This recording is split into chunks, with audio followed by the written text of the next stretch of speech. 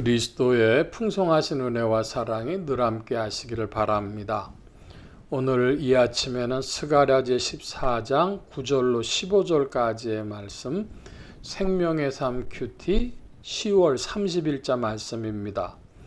여호와께서 천하의 왕이 되시리니 그날에는 여호와께서 홀로 한 분이실 것이요 그의 이름이 홀로 하나이실 것이라.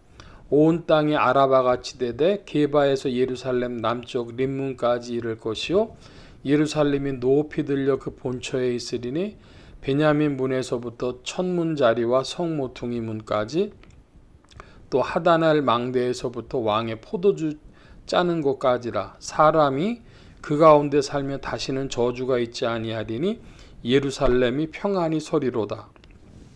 먼저 11절까지의 말씀을 보면 스가랴 선지가 어느 때 선지자냐 그러면은 바벨론 포로에서 1차 귀환을 해가지고 성벽이 다시 쌓아지기 전에 그때에 수르바벨이 성전을 세웠던 그때에 이스라엘이 예루살렘 성벽을 세우지 못하고 작은 성읍처럼 사람들이 모여 사는 그때 예언했던 선지자입니다. 그래서 그들이 한편으로는 불안해하고 할 때에 이스라엘을 하나님께서 도와주신다고 하는 이야기를 하는데 그 가운데 하나님께서 그리스도에 관한 말씀을 스가랴를 통해서 전해주시고 있는 겁니다. 그러니까 사진이 두 장이 겹쳐져 있다. 그러니까 요즘에 동영상으로 보면은 두 개를 이렇게 겹쳐서 보여주는 수가 있어요. 그러니까 과거의 사진하고 현재의 사진이라든지 뭐 이렇게 필름을 겹치듯이 보여주는 것인데, 또 한 가지는 선지자들의 주시는 말씀은 문학적인 이해가 필요한 영역입니다. 역사와 사실로만이 아니라 문학적으로 표현하는데, 우리 말을 가지고 쉽게 이야기하자면 부모님이 화났어요. 그러면 내 저놈 다리몽댕이를 부러뜨려 버린다. 그럼 진짜로 그 자식 다리몽댕이를 부러뜨리는 부모가 있습니까? 말을 그렇게 하는 것이죠. 성경의 말씀이 이렇게 하나님의 의도가 드러나고 그리스도 중심적이고 스가랴가 처해 있는 그 상황 속에서 이스라엘에 대한 말씀을 주시는 것이고, 이렇게 메시지가 중첩돼서 나타나기 때문에 예언서는 보면 혼란스러운 겁니다. 그런 와중에서도 이제 그리스도를 중심으로 우리가 말씀을 보면 우리에게 신앙의 유익함과 교훈과 생명이 있게 되어지는데, 먼저 9절은 어떻게 이해하느냐? 여호와께서 천하의 왕이 되시리니 그날에는 여호와께서 홀로 한 분이실 것이요 그의 이름이 홀로 하나이실 것이라. 자, 이 말씀을 우리는 어떻게 이해를 합니까? 기독교인들은 그리스도 중심적으로 이해한다고 하는 것은 예수 그리스도께서 만왕의 왕이시다 하는 것입니다. 이하의 말씀에 보면 이제 심판이 또 나오는데, 요한복음 1장에 보면 1, 2장을 보면 예수 그리스도에 대해서 증거하면서 믿지 아니하는 자들은 이미 심판을 받았다는 표현이 나와요.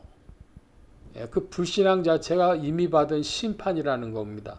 보통 사람들은 심판이라고 하는 것이 무시무시하고 저주에 가깝고 이런 모습인데, 이미 심판을 받았다는 것처럼 그리스도 예수로 말미암아 우리는 풍성한 복을 누리고, 믿지 아니하는 자들은 이미 심판을 받고 그 저주와 괴로움 가운데 있게 되어지는 것이죠. 1, 2절 말씀을 10절, 9절로부터 11절까지의 말씀을 보았고, 이제 11절부터 보면 사람이 그 가운데 살며 다시는 저주가 있지 아니하리니 예루살렘이 평안하리로다 했을 때, 주님은 그리스도는 우리의 그날이 되시고 우리의 예루살렘이 되시고 우리의 성전이 되어 주신 분이시다. 요한계시록에 보면은 성전이 필요 없습니다. 주님 자신이 성전이시기 때문이죠. 그런 말씀이다. 자, 12절 이하의 말씀입니다. 예루살렘을 친 모든 백성에게 여호와께서 내리실 재앙은 이러하니 곧 섰을 때에 그들의 살이 썩으며 그들의 눈동자가 구멍 속에서 썩으며 그들의 혀가 입 속에서 썩을 것이요. 12절 말씀 보면 이것은 한마디로 저주입니다. 그 질병이죠. 아주 표현할 수 없을 정도로 그 육신에 당하는 고통을 표현하고 있습니다. 이미 심판받은 것, 이 지상에서 그리스도를 믿지 않고 불신한 가운데 있는 것은 이미 심판받은 것인데 사실은 이런 저주와 진배한 것입니다. 생명이 있다. 주 안에 만복의 근원 되신 이 안에 있다 한 것이 우리가 신령하게 받아 누리는 분복이 얼마나 큰 것인지를 깨닫고 찬양해야 할 것입니다. 자, 13절입니다. 그날에 여호와께서 그들을 크게 요란하게 하시리니 피차 손으로 붙잡으며 피차 손을 들어 칠 것이며, 이게 무슨 말씀이냐 하면 이스라엘을 대적하는, 예루살렘을 대적하는 자들이 동맹을 맺고 이제 예루살렘을 공격을 하겠죠. 그래서 피차 손을 잡습니다. 그런데 사실은 그 동맹들이 서로 사실은 적입니다. 또 그들의 내부 분열을 하는 것이죠. 그리스도 예수 앞에서 세상은 자기 분열을 하고 자기들끼리 그리스도를 대항한다고 하지만은 자멸할 것입니다. 계속해서 말씀 봅니다. 14절 유다도 예루살렘에서 싸우리니 이때 사방에 있는 이방 나라들의 보화 곧 금은과 의복이 심히 많이 모여질 것이요 또 말과 노새와 낙타와 나귀와 그 진에 있는 모든 가축에게 미칠 재앙도 그 재앙과 같으리라.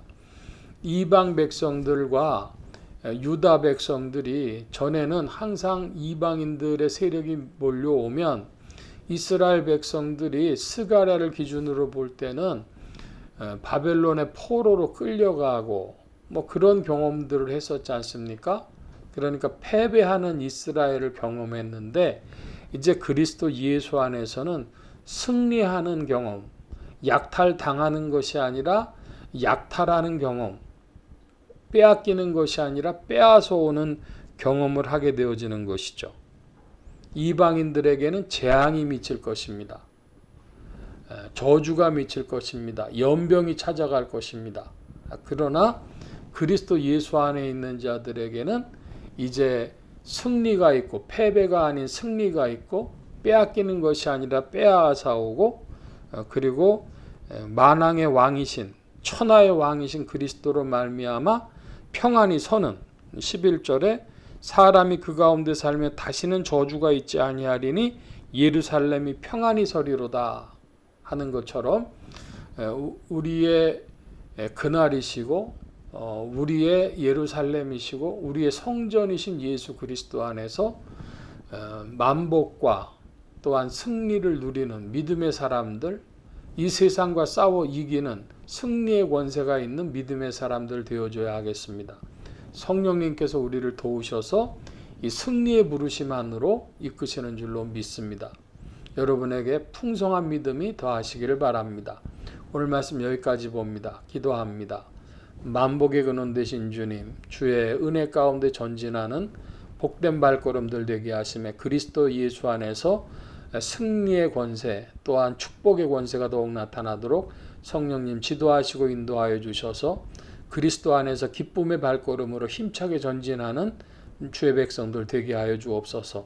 지도하시고 이끄심을 구하고 의지하올 때에 예수 그리스도의 이름으로 기도하옵나이다. 아멘.